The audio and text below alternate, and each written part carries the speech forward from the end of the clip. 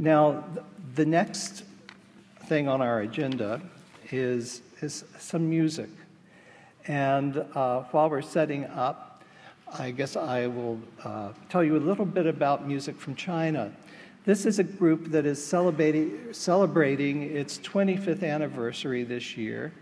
And I'm happy to say for most of that time, they have had a relationship with the Metropolitan Museum of Art. Many years ago, we had a series of Asian music, and music from China contributed vastly to those programs. They not only present concerts, but they have a wonderful composers competition where once a year you can hear new compositions of Chinese music being played, usually at Merkin Hall on the west side.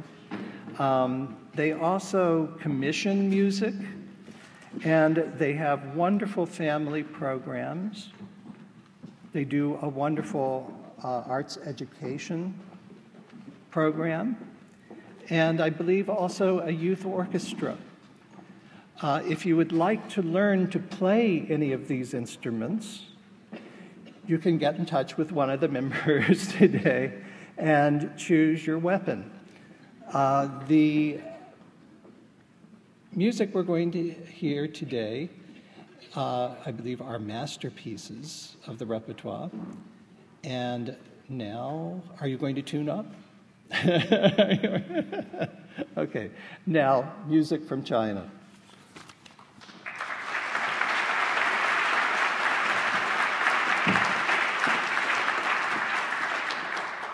Good afternoon. I'm Susan Chang. I'm the director and founder of Music from China, and I'm also a musician in the ensemble.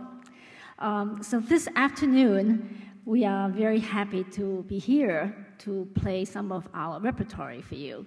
And we have a group, this afternoon, we have a group of 5 musicians playing actually all string instruments. And so I guess this would belong to the silk part of the silk and bamboo Chinese ensemble. Because the bamboo usually refers to the flutes, and the silk refers to the strings that people used to have on some of these instruments. And so our string ensemble consists of instruments that produce sounds in different ways. So there are the bow strings, the pluck strings, and of course there's the hammer dulcimer, which is a combination of a string instrument and a percussion instrument. And I'd like to introduce you to our musicians. In the far end, there's Wang Guowei, who is our erhu player. And so he'll be playing various members of this Huqing family, consisting of spiked fiddles that have only 2 strings. And they're played by a bow, which is made up of a very flexible bamboo stick. So here's the bamboo part of it, and very flexible, and that's very important in playing this instrument. And there's the horsehair on the bow. And it's important to note that the horsehair actually is put between the 2 strings. So that means the bow is actually fixed to the instrument. So that's a very unique feature of the erhu. And also, there is no fingerboard. So if you think of a violin where you press down the strings and the strings are stopped by a fingerboard, there isn't any on the erhu. So that when you play this instrument, you can use different degrees of pressure, pushing down the strings, and then you can create very different kinds of vibratos and sliding motions, and so that the instrument sounds very much like a voice, and you'll be able to see some of that effect later. And then we have 2 instruments in the ensemble that are round-bodied, and they're both called Ruan, R-U-A-N, and they're flat on the front and the back. So Cao Yingying is holding a zhongran, a medium-sized ran, and I'll be playing the big one, the Da Ran. So this instrument actually dates back to the Tang Dynasty, when there were some really great Ran players. And one of the greatest, the masters of this instrument, his name was Ran Xian, so that the instrument is actually later named after him. So it's really a guitar-like instrument. And Helen Yi in the middle is playing a modern hammered dulcimer. And the dulcimer actually originated in Persia, in the Middle East, which is Iran today. So this instrument, we call this yangqin, which means a foreign instrument, so for obvious reasons. So it's an import to China, but nevertheless, we have been using it for the last 400 years. So we just love it. It's an important member of all the ensembles. And it's played with bamboo sticks, very flexible bamboo sticks that come down and hit these sets of strings with. So it acts like a piano, with the hammers. And then on this end is Wang Junling, who plays the zheng, and the guzheng is related to the qing that you've seen in Ken's talk. But it's a later instrument. The qing is an earlier instrument, so this developed later. But it appeared during the Qing dynasty. That was when the Qing emperor built the Great Wall of China. So it's a very ancient pluck string instrument. The zheng, this modern version, has 21 strings, and each string sits on top of a bridge. And the bridge can be moved left and right. And by doing that, you can fine-tune each string, or you can change to a different key. When we change keys, we have to move the bridge so that raise it a half step higher, or moving to the left, lowering it a half step. So during the program, we'll be playing different songs in different keys, and you'll be seeing Wang Junling moving her bridges around. So that is one of the purposes of that. So we're going to start playing our music for you. And the first two pieces are ensemble pieces. And they represent, actually, I guess, Southern-style Chinese music, ensemble playing. The first one is in the Cantonese style. Remember, Cantonese is very Southern China. And it has a very descriptive title called Thunder in a Drought. So you might have to kind of use your imagination to see if you actually do hear the roar of thunder. You may and you may not. But the point of the music is that during the dry season, when you hear the roar of thunder, it means that the rain will come and everything will grow again. And so that's the idea, the spirit of something good happening. And then the second piece is called Melody of the Purple Bamboo. And it's also folk ensemble playing that comes from the region south of the Yangtze River near the city of Shanghai. So these are two examples of Southern-style ensemble music.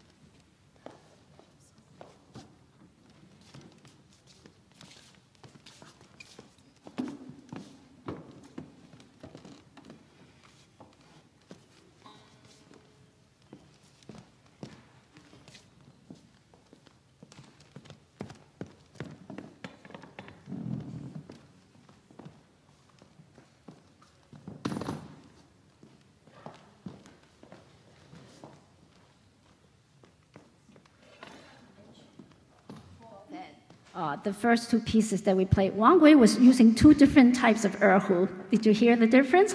The first one in Cantonese music, it was an instrument called gao hu, which means a higher pitched instrument. And then the second piece was the regular erhu. So now he has the regular erhu again. Of course, when I say regular, I mean that this is the instrument that is used most frequently, or found most frequently in all the Chinese ensembles. And now we have a duet between the guzheng, or the zheng, and the erhu, and it's called Fisherman's Night Song. And from this very descriptive title, you can expect that the music is about a scene of nature, very descriptive. And I guess it describes this very peaceful scene at dawn, at the end of the day. Well, it's not dawn, I'm sorry, it's the other way around. At twilight, when the fishermen return home from the sea. And so they are enjoying this very peaceful lake as they're going home. And then at the thought of returning to their families and resting for the day, it fills them with a lot of pleasurable expectation. And so you can feel these different moods in this music. And this piece is originally a solo for the guzheng, but we also like to perform it as a duet.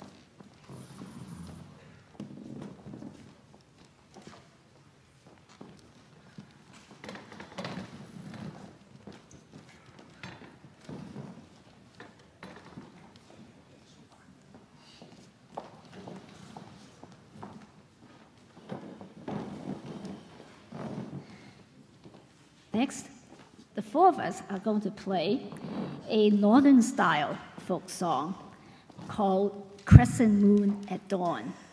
So this time, Wang Gui uses a northern instrument, very typical. This is called ban hu, where before the gao hu and the hu, the resonator is covered by a snake skin. Now the ban hu resonator is a wooden soundboard. And so its sound is very piercing, very energetic. And so this is a very typical northern musical sound. And in this song, the music kind of captures that moment at dawn, before day breaks, when if you look up at the sky, you might still be able to see the crescent moon hanging up there. So it's very peaceful, and you maybe want to go back to sleep. And so it has that kind of a feeling. And so it's both soft and lively.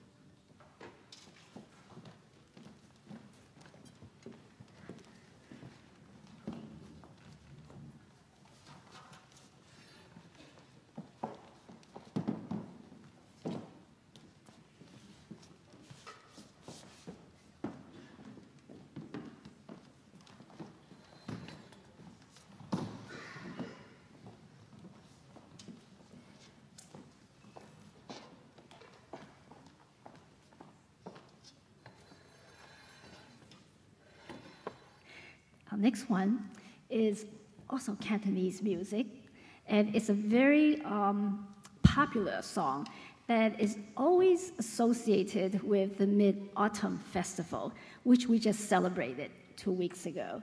And so this is one of the major folk festivals of China, besides the Chinese New Year. And so at this time in southern China, because the song comes from Canton, in southern China, that in the evening, people celebrate it in the evening. When it's dark and the moon has come out, people hang up lanterns, and the families would get together. And the symbol of the moon, the roundness of the moon, is very important in Chinese culture because it represents the life cycle, that it never ends.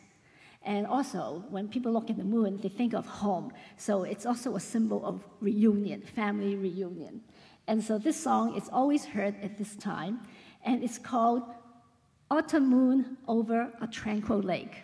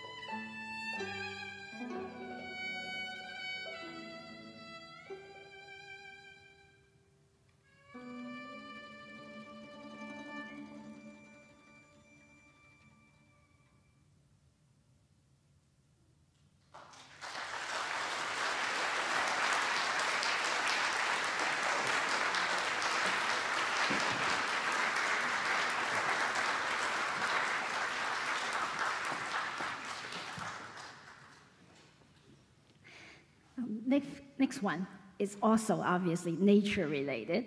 It's called Birds in the Forest.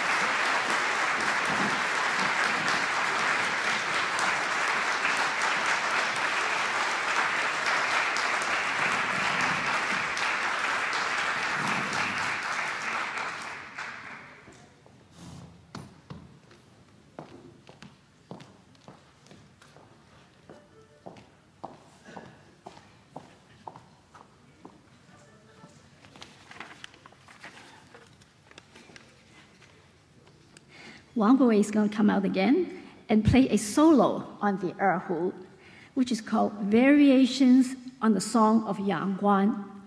This music is actually based on an ancient poem, a very famous poem from the Tang Dynasty by a great poet called Wang Wei.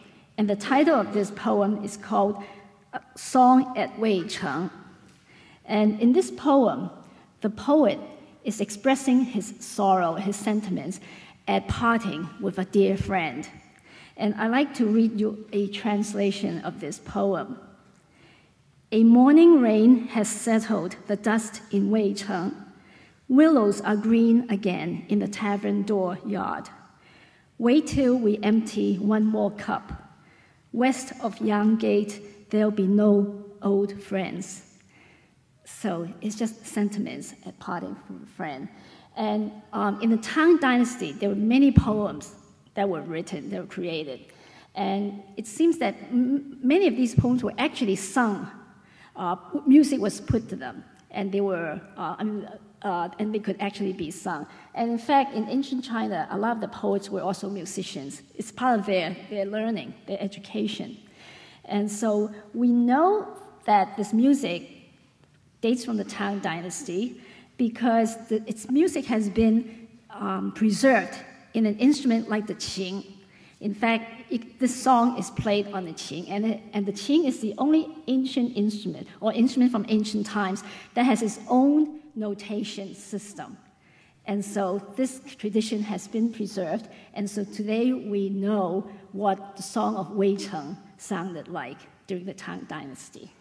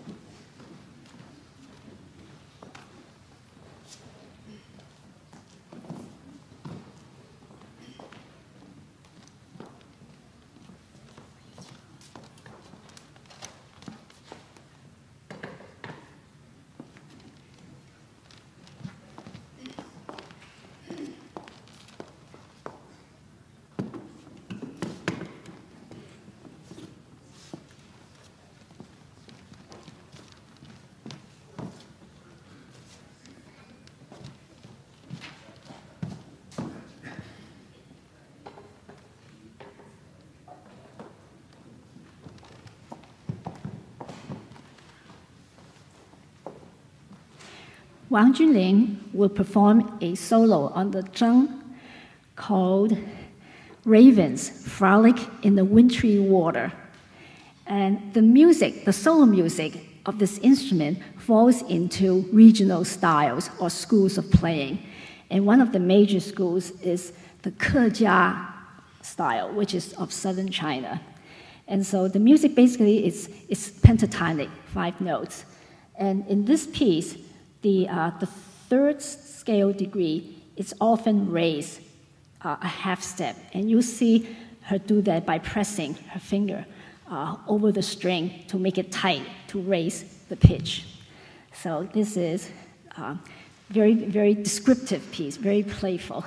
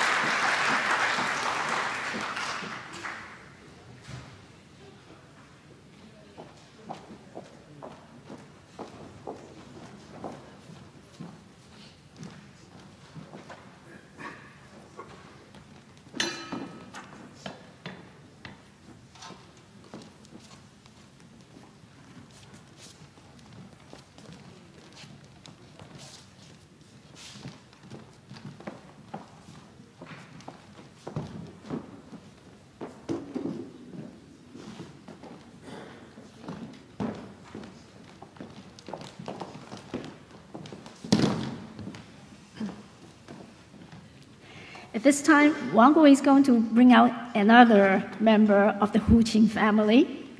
And this time, it has a larger resonator than the previous ones that you've seen. So its name now becomes Zhonghu, means a medium-sized erhu. And we're going to use this instrument to play Mongolian music called On the Grassland. Now, there are certain characteristics whenever you hear Mongolian music, because it reflects the lifestyle of these people. And so first, reflect on the geography of Mongolia. It's the Mongolian steppes. It's full of grasslands, lots of open spaces. So in the music, one will always get the feeling of openness, spaciousness. And then Mongolians are great horsemen. So they're nomadic people. So you will hear the sound of horses, galloping horses, in terms of the rhythm of the music. And in this piece on the grassland, the instrument, the zhonghu, is used to imitate a Mongolian cello-like instrument called the morin-ku'er, which is the Chinese people call the horse-head fiddle. And this instrument is used to imitate singing. And the Mongolians practice a style of singing that is called throat singing. And so that is reflected in this music as trills that you see Wang Gui perform. And the trills span an interval of a minor third. And so all these characteristics put together creates this a tableau of life on the Mongolian steppes.